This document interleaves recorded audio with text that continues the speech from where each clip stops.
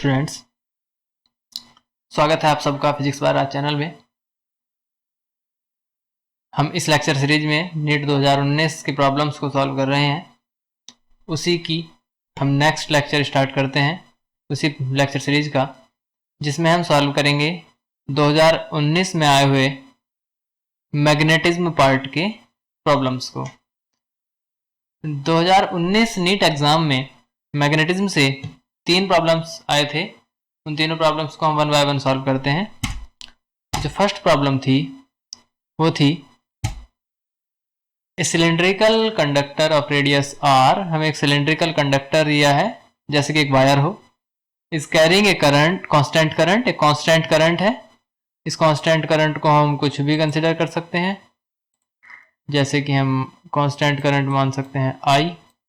ठीक है, the plot of the magnitude of the magnetic field B. हमें B का क्या कैलकुलेट करना है? Plot that is graph. Okay, with the distance D, जिसमें डी आया हो, from the centre of of conductor. ठीक है, is correctly presented by the figure. ठीक, कौन से फिगर से ये दी जाएगी हमको बताना है। ठीक, ये हमें 4 ऑप्शंस दिए थे। ठीक है, पहला ये है, दूसरा ये है, तीसरा ये है, और चौथा ऑप्शन भी शायद कुछ ऐसे ही था। वो ऐसे करके कुछ था, ऐसे करके, तो वो कहीं मिस हो गया इससे। तो क्या था, देखो हमको बी की ग्राफ ड्रॉ करना है। किसके वर्सेज में? डी के वर्सेज। ठीक है, तो हमें B versus D graph calculate करना है। तो हमें उसके लिए क्या पता होना चाहिए? हमको पता होना चाहिए मैग्नेटिक फील्ड का ओनली फॉर्मूला। ठीक है, ग्राफ का मतलब सिर्फ फॉर्मूला है, फॉर्मूले को हम प्लॉट करेंगे। तो हम सॉल्यूशन स्टार्ट करते हैं। देखो क्या है, एक सिलेंड्रिकल कंडक्टर अगर है तो उसके लिए जो मैग्नेटिक फील्ड की वैल्यू होती है वो होती है ये। ठीक, अगर मैं एक सिलेंड्रिकल कंडक्टर बनाता हूं, ये अगर इसकी रेडियस है कैपिटल आर, ठीक है, कैपिटल आर इसकी रेडियस है, और इस पॉइंट से कहीं डी डिस्टेंस मान सकते हैं हम। ठीक है, ये डी आर से कम भी हो सकती है, आर से ज़्यादा भी हो सकती है। ठीक है, तो हम डी डिस्टेंस पर अगर मैग्नेटिक फील्ड कैलकुलेट करें तो उसका फॉर्मूला होता है mu naught I D by 2 pi R square. Mu naught I D by 2 pi R square, where D is less than और इक्वल टू आर। मतलब सिलेंडर के अंदर या सिलेंडर की सरफेस तक जो मैग्नेटिक फील्ड होता है वो होता है mu naught I D by 2 pi R square. तो अगर मैं इस फॉर्मूले को लूं तो देखो क्या है, म्यू नोड कांस्टेंट है, आई कांस्टेंट हमको दिया है, 2 constant, pi constant, R radius of the conductor is also constant. So जो मैग्नेटिक फील्ड है बी वो क्या होगा? Proportional to D. ठीक है, पहले डी के प्रोपोर्शनल है, तो यहां तक क्या ग्राफ बनेगा? यहां तक जो ग्राफ बनेगा वो कुछ ऐसे बनेगा। इसको रख कर देता हूं। ठीक है, ये ग्राफ बनेगा। ठीक है, इधर डी है और इधर मैग्नेटिक फील्ड बी है। ओके, तो जो ग्राफ बनेगा, मान लिया ये कोई डिस्टेंस आर है। ठीक, तो आर डिस्टेंस तक बी डी के प्रोपोर्शनल है, जैसे कि Y equal to M X plus C. तो अगर प्रोपोर्शनल है तो ये होगा स्ट्रेट लाइन। ओके, अब अगर डी की वैल्यू आर से ज्यादा हो, मतलब इसकी रेडियस से ज्यादा हो, तो फॉर्मूला होता है म्यू नोड आई अपॉन 2 पाई डी। ओके, इसमें भी mu node constant, 2 constant, pi constant and I also constant. ठीक, तो बी किसके प्रोपोर्शनल हो गया? बी प्रोपोर्शनल हो गया 1 अपॉन डी के। ठीक, मतलब अगर डी की वैल्यू इंक्रीज करेगी तो बी की वैल्यू डिक्रीज करेगी। ठीक, तो यहाँ क्या है, डी की वैल्यू बढ़ती है आर के बाद, तो बी की वैल्यू कम होती है, बी की वैल्यू कम होती है, बट ये जो ग्राफ बनता है ये ऐसे जाता है ग्राफ। ठीक है, तो हमारे पास इस तरह का ग्राफ आ गया, और ये ग्राफ है हमारे पास। अगर हम देखें तो ऑप्शन 1 में सेम यही ग्राफ दिया है। ठीक है, ऑप्शन 1 में यही वाला ग्राफ दिया है, ये रहा। ओके, तो option 1 is correct one. Next problem भी मैग्नेटिज्म से ही है, मैग्नेटिक फील्ड से ही है, बट वो मोशन ऑफ इलेक्ट्रिक चार्जेस पर है।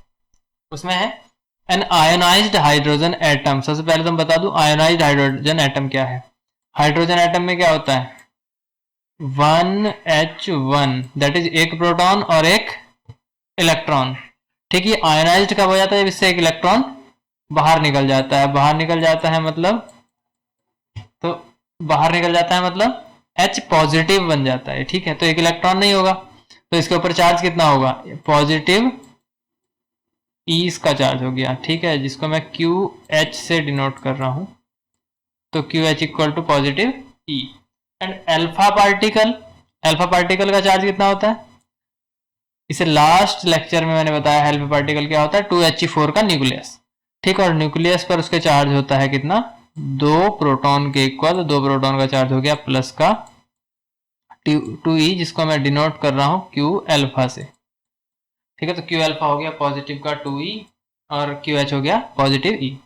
ठीक, हमारे पास एक आयोनाइज्ड हाइड्रोजन एटम है, एक अल्फा पार्टिकल है with same momenta enters perpendicular to a constant magnetic field. हमारे पास क्या है परपेंडिकुलर कॉन्फ़िगरेशन में कांस्टेंट मैग्नेटिक फील्ड में एंट्री करते हैं।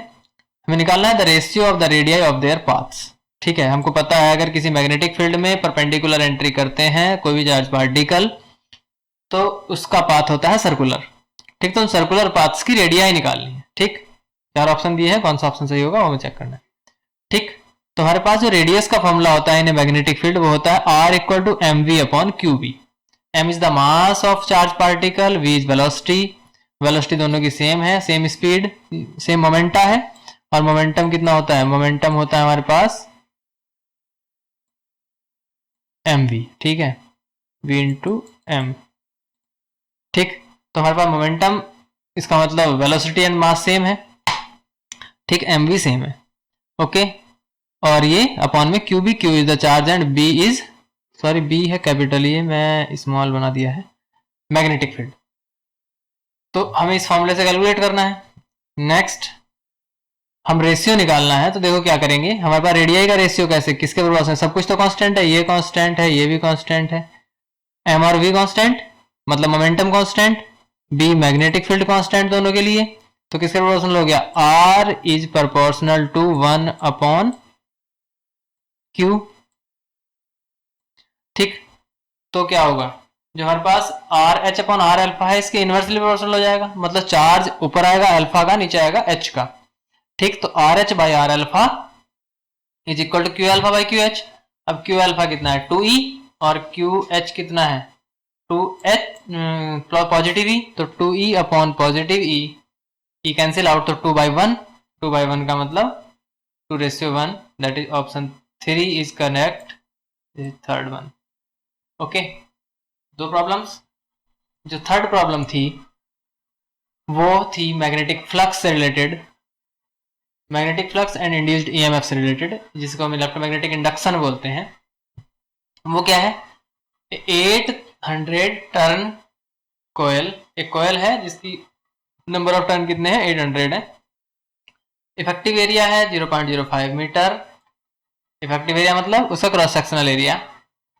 Kept perpendicular to a magnetic field, हमें एक मैग्नेटिक फील्ड दिया है 5 × 10⁻⁻5 Tesla.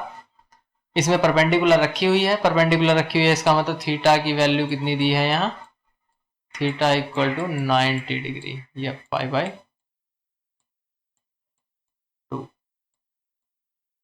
Okay, when the plane of this coil is rotated by 90 degree, इस कोयल को क्या कर दिया है 90 डिग्री रोटेट कर दिया है।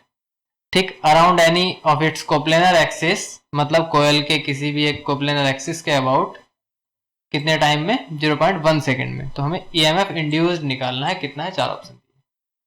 ठीक, तो हम सॉल्व करते हैं। हम पहले जो गिवन मटेरियल्स है उसको हम नोट कर लेते हैं। हमें मैग्नेटिक फील्ड दिया है 5 × 10⁻⁵, नंबर ऑफ टर्न दिए हैं 800, मैंने मार्क भी किया है सारा। एरिया दिया है 0.05 मीटर स्क्वायर। ठीक है, θ1 देखो क्या है, when kept perpendicular to magnetic field, हमको परपेंडिकुलर रखी हुई है मैग्नेटिक फील्ड के, ठीक। तो परपेंडिकुलर रखे होने का मतलब जो एरिया वेक्टर है उसका वो मैग्नेटिक फील्ड के पैरेलल है, ठीक। ये ध्यान रखना है, अगर कोयल परपेंडिकुलर है तो एरिया मैग्नेटिक फील्ड के पैरेलल है, that is θ1 equal to 0 and θ2 equal to, फिर से 90 डिग्री घुमा दिया गया है तो 0 से कितना हो जाएगा, 90 हो जाएगा। और टाइम दिया है कितना, 0.1 सेकेंड। हमारे पास डायरेक्टली फॉर्मूला होता है, जो ईएमएफ इंड्यूस्ड होता है वो rate of change of magnetic flux होता है। Rate of change of magnetic flux मतलब D phi by D T, और इसका नेगेटिव भी होता है साथ में, ठीक, minus D phi by D T. तो हम पहले क्या निकालें, पहले हम चेंज इन फ्लक्स निकाल लें। तो चेंज इन फ्लक्स कितना हो जाएगा, final flux minus initial flux, तो phi two minus phi one.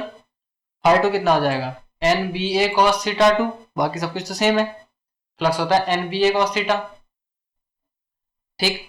तो कॉस थीटा टू कितना 90 डिग्री, थीटा वन 0 डिग्री, तो N B A cos 0, cos 90 का मतलब होता है 0, तो ये वाला पोर्शन 0 हो गया, फर्स्ट टर्म 0 हो गया।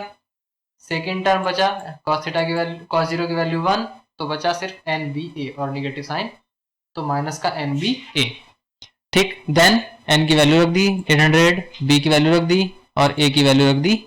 इस सब को हमने सॉल्व किया तो ये वैल्यू आ गई माइनस के 2 × 10⁻³ वेबर। इंड्यूस्ड ईएमएफ हम फॉर्मूला लगा दे, minus delta phi by delta T.